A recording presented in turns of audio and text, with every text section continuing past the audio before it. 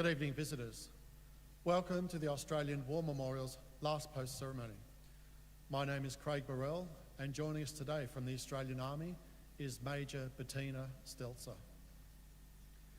We warmly welcome the representatives of the ADF Joint Warrant Officers course who are attending this evening's ceremony.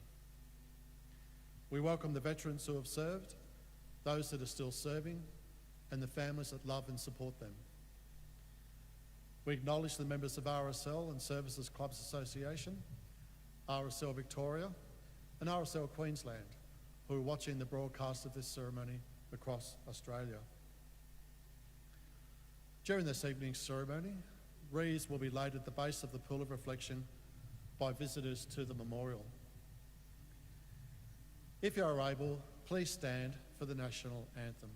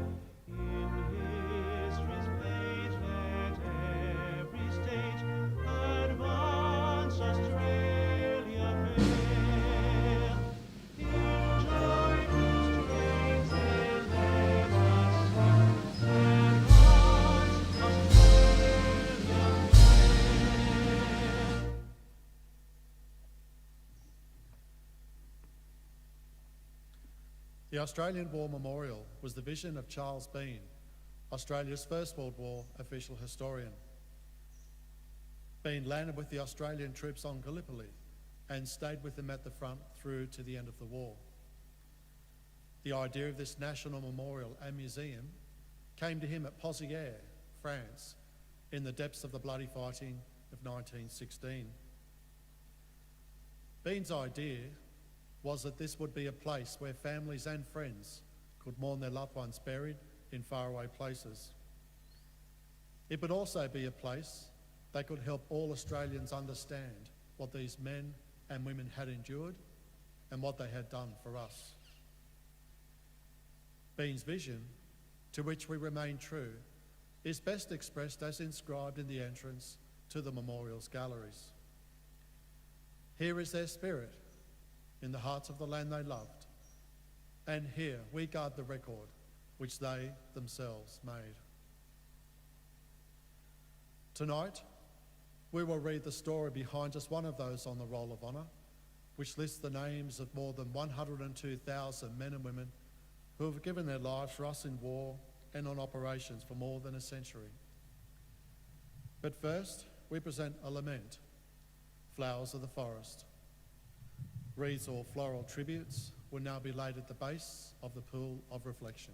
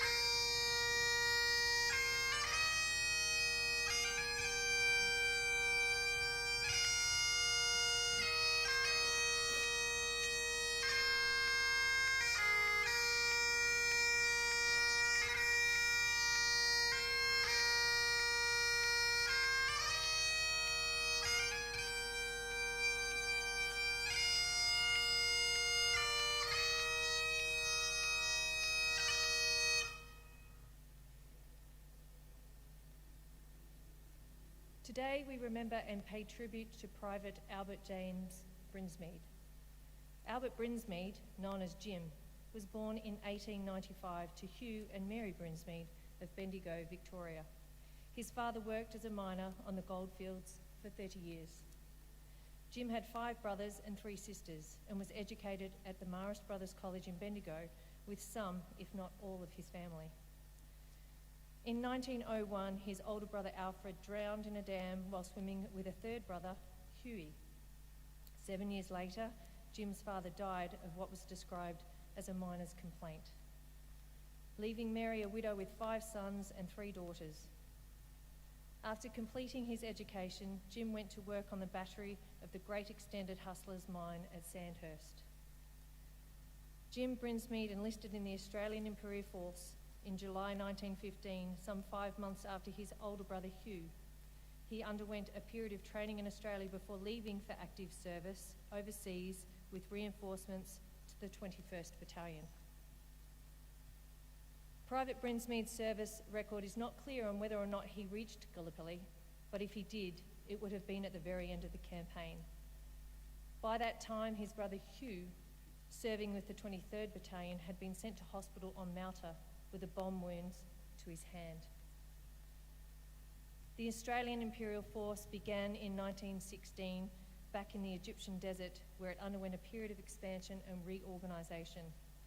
As part of this process, Jim Brinsmead was transferred to the 57th Battalion. One of the last battalions to leave Egypt, the 57th was one of the first to be committed to battle. On the 19th of July 1916, it took part in the Battle of Fromelles, one of the costliest disasters in Australian military history. The battalion was spared heavy casualties as it played a supporting role during the attack, but the men of the 57th Battalion played a critical role in defending the line the following days. Jim Brinsmead and his battalion would remain in and around Fromelles for a further 2 months, while most of the Australians took part in the fighting around Pozières to the south. During this fighting, Jim's brother Hugh was killed in action. Jim Brinsmead was mates with his sergeant, Robert Shearer. Shearer described how, "I have seen him during a heavy bombardment when older men have been nervous, and I can assure you it was at trying times. But Jim would be laughing and joking, and by his example, steadying the other men on post who were with him." Private Brinsmead was a willing volunteer on many occasions, being amongst the first to go out to no man's land as a stretcher bearer or as a member of a wiring party. Robert Shearer wrote that James was always lively and cheerful and at all times ready to obey and carry out orders. I numbered him high amongst my best and most reliable men. In November 1916, the 57th Battalion shifted south to the Somme. By this time, winter had closed in, and already the men were suffering in the severe cold and damp. On the 26th of November, the battalion had been in the front line near Gurdacore for several days, and in the freezing rain for the last 2 days. Like many soldiers, Jim Brinsmead ended up with bad feet from standing in the mud and slush at the bottom of the trench without respite. On the 27th of November, he was forced to go into hospital for treatment on his feet. However, as he was on his way, a German shell landed nearby. A small fragment of shell hit him, causing his death almost immediately. Shearer wrote home to Jim's mother to tell her what had happened to her son. He described how 2 men recovered his body and buried him near where he fell. Shearer erected a small cross over Brinsmead's grave. He wrote, "A mother has lost a good son and others a good friend. One thing I am assured of is that you must feel proud of such a son, and let it be some consolation he died doing his duty for his country." Jim Brinsmead's grave was lost in later fighting, and today he is commemorated on the Australian National War Memorial at Villers-Bretonneux, just a few panels away from his brother Hugh. His name is listed in the Roll of Honour on my right, amongst almost 62,000 Australians who died while serving in the First World War. A photograph of his name listed on the Australian National Memorial at Villas Brettoneux is displayed today beside the pool of reflection. This is one of the many stories of service and sacrifice told here at the Australian War Memorial. We now remember Private Albert James Brinsmead, who gave his life for us, for our freedoms, and in the hope for a better world.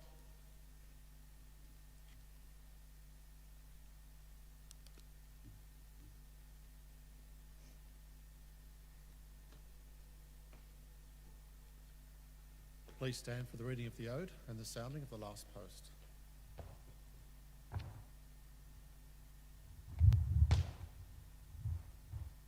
They shall grow not old, like those that we are left to grow old. Age shall not weary them, nor the years condemn. At the going down of the sun and in the morning, we will remember them.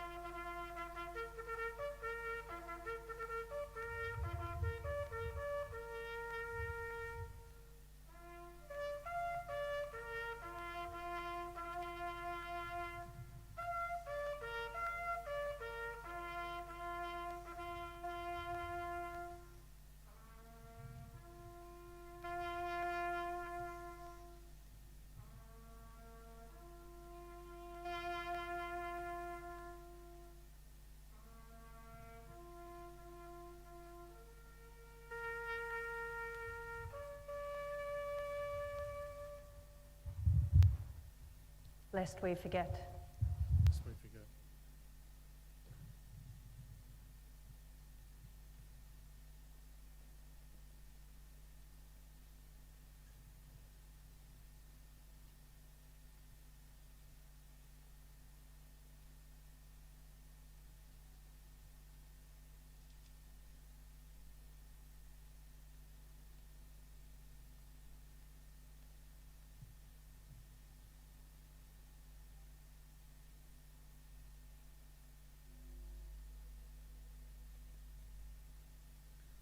We leave you this evening with the words of the memorial's founder, Charles Bean. Many a man lying out there at Pozieres or in the low scrub at Gallipoli, with his poor, tired senses barely working through the fever of his brain, has thought in his last moments, well, it's over. But in Australia, they will be proud of this. Ladies and gentlemen, girls and boys, that concludes the last post ceremony. We thank you for visiting the Australian War Memorial, and we wish you all a very good evening.